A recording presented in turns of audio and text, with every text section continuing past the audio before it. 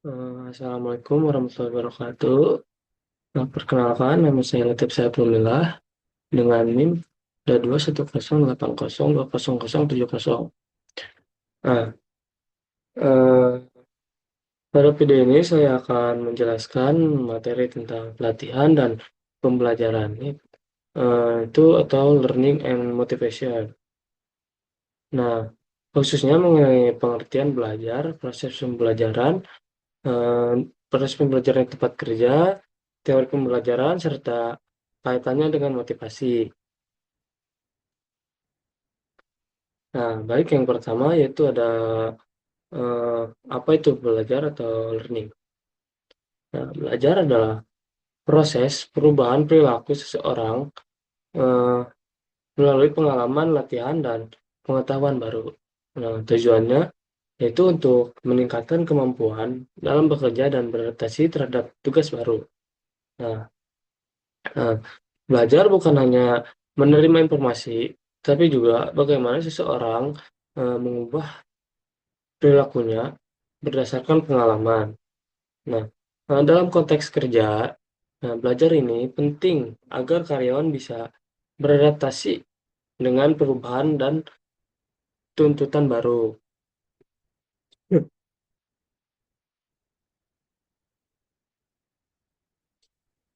Nah, yang selanjutnya ada pembelajaran di tempat kerja atau workplace learning.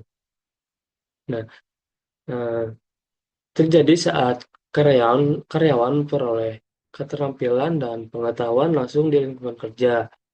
Nah, bisa melalui pengalaman langsung atau on the job, pelatihan formal atau off the job, dan yang terakhir bisa melalui pembelajaran informal dari rekan kerja. Nah, jadi pembelajaran di tempat kerja ini bisa terjadi secara formal maupun informal. Nah, misalnya pelatihan di kelas atau belajar langsung dari rekan kerja yang lebih berpengalaman. Nah, yang selanjutnya yaitu ada hasil pembelajaran atau outcomes. Nah, ada tiga hasil utama pembelajaran, yaitu ada yang pertama yaitu kognitif. Nah, kognitif ini yaitu pengetahuan dan pemahaman. Nah, yang kedua yaitu ada afektif atau sikap dan nilai. Dan yang ketiga ada psikomotorik, yaitu keterampilan fisik dan teknis. Nah, jadi eh, dalam dalam dunia kerja ini hasil pembelajaran diukur dari perubahan pengetahuan, sikap dan keterampilan. Nah, ketiga hasil utama pelajaran ini penting untuk meningkatkan kinerja.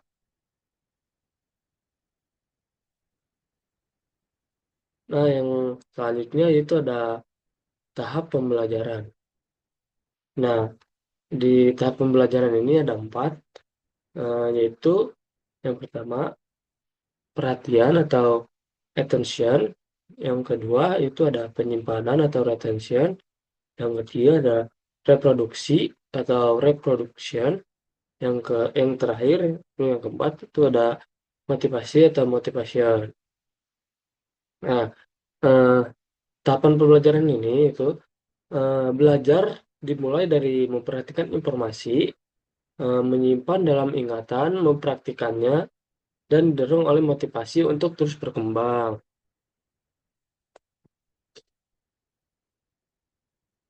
Nah, yang selanjutnya itu ada teori pembelajaran atau learning theory. Nah, pada teori pembelajaran ini ada beberapa teori utama. Yang pertama ada behaviorisme. Behaviori- Behaviorisme ini itu belajar sebagai respon terhadap stimulus. Nah, yang kedua yaitu ada kognitivisme, yaitu yaitu berfokus pada proses berpikir. Nah, yang terakhir ada konstruktivisme, yaitu pengetahuan yang dibangun dari pengalaman.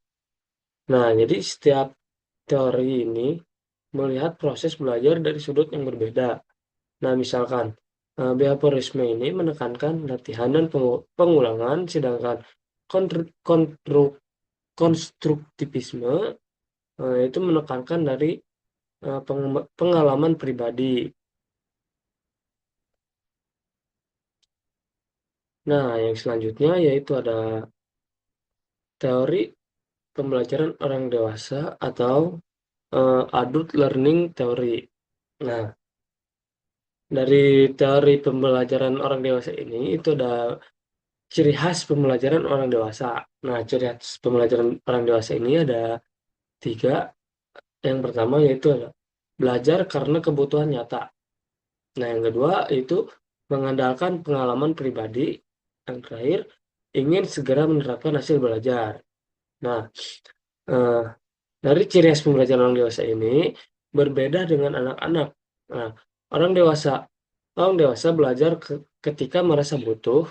Nah, pengalaman kerja mereka menjadi sumber yang penting, menjadi sumber belajar yang penting. Nah, yang selanjutnya yaitu ada motivasi dalam pembelajaran atau training motivation. Nah, motivasi adalah dorongan dalam diri seseorang untuk belajar dan berprestasi. Nah, motivasi tinggi akan membuat pelatihan yang lebih efektif. Yang selanjutnya itu ada faktor yang mempengaruhi motivasi belajar. Nah, yang pertama yaitu tujuan yang jelas, dukungan organisasi, penghargaan, atau hasil belajar. Nah, tanpa motivasi, pembelajaran tidak akan optimal, maka organisasi perlu menciptakan lingkungan yang mendorong semangat belajar.